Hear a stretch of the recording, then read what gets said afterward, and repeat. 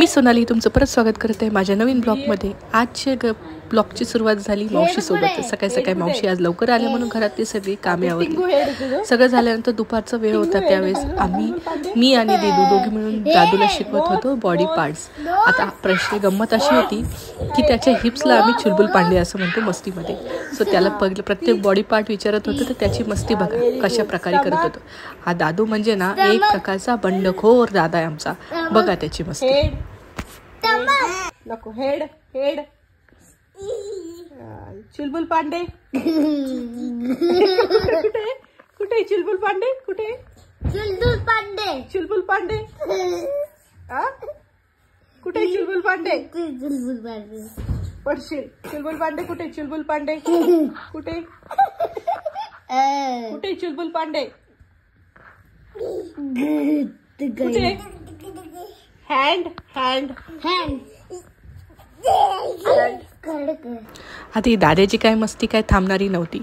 त्यातच दुपारची वाढली होती 3 आणि भयानक असं ऊन चालू होतं आणि आम्हाला जायचं होतं किचनचं थोडंसं मॉडिफिकेशन करायला। भयानक ऊन पडलं होतं आणि आम्ही निघालो होतो नवीन घराकडे। त्यासाठी आम्ही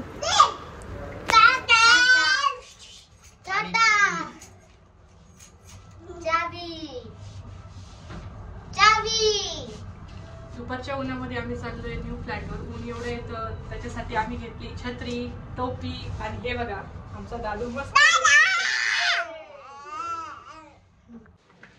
आता दुपारचं 1:30 वाजायचं ऊन आणि त्यातच उन्हाळा चालू होतं। भयानक असं ऊन पडले। दोन्ही मुलांच्या कानाला मी पॅक करून घेतलं, कारण की कानाला उन्हाच्या ज्या झळा लागत होत्या त्यांनी ते आजारी पडू शकत होते।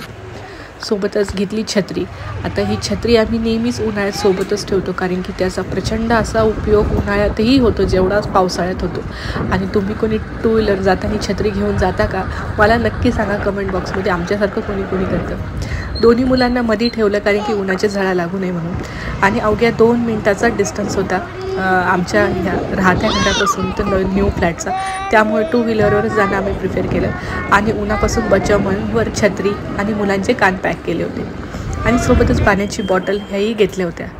सो असं करत आम्ही फायनली पोहोचलो आमच्या विजेकडे, आमच्याच नवीन घराकडे।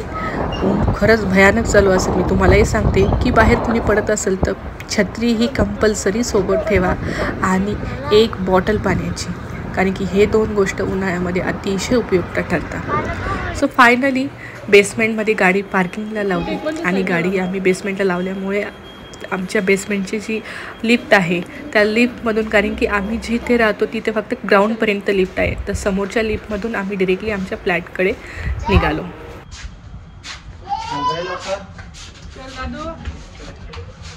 उन्हाळा प्रचंड उन्हाळा आहे, त्यामुळे कुणी उन्हाळ्याचे बाहेर गेले तर डोक्याला टोपी ठेवा, एक बॉटल पाण्याची ठेवा, छत्री नेहमी ठेवा, स्पेशली पुणेकर। सो फायनली आम्ही आमच्या फ्लोअरवर पोचलो आणि तिथे पोचल्यानंतर नेहमीप्रमाणे आमचे दोन्ही जे फर्निचरचे कामं करणारे मुलं आहेत त्यांनी एका छोट्याने डोर उघडलं।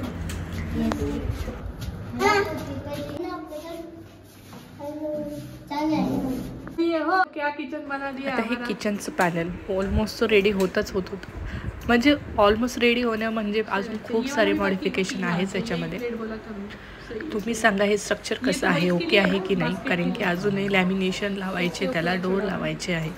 यहाँ से ये भी ओपन रखने वाले हैं क्या?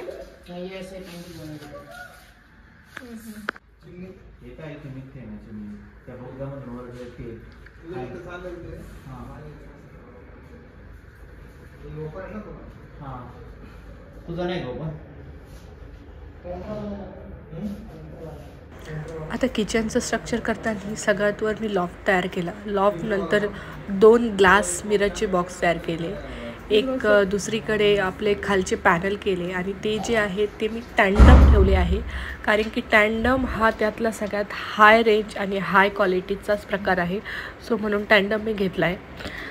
सो या प्रकारे असे मी मॉडिफिकेशन केले आहे। सो तुम्हालाही काही सजेस्ट माहिती असेल किचनच्या काही न्यू थीम्स तर नक्कीच मला सांगा। या ठिकाणी चिमणी बसायची, चिमणीचं जे एक्झॅक्टली लोकेशन आहे वरून जाऊन तिथून पाईप जाणार आहे। सो याचाच एक प्रॉब्लेम होता की नेमकं पाईप जाण्याचं मॅन्युअल घ्यायचं की ऑटोमॅटिक घ्यायचं।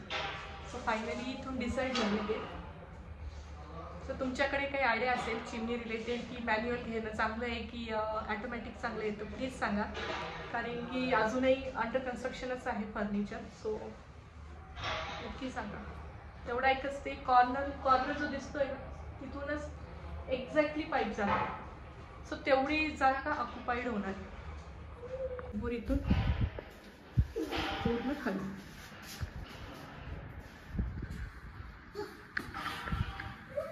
सो त्यांना सगळ्या प्रकारच्या बारीकीने इन्स्ट्रक्शन देऊन आम्ही सगळे निघालो घरच्या दिशेने. सो जे कोणी हा ब्लॉग फर्स्ट टाईम बघत असेल त्यांना ही विनंती आहे की नक्कीच या ब्लॉगला लाईक करा, कमेंटही करा आणि सबस्क्राईब करायला विसरू नका. सो उन्हाळा चालू झाला आहे. सो ह्याच उन्हाळ्यामध्ये सगळ्यांनी काळजी घ्या. एवढंच आजच्या ब्लॉगसाठी. भेटूया नवीन ब्लॉग जाईल नवीन वेळ. तोपर्यंत बाय.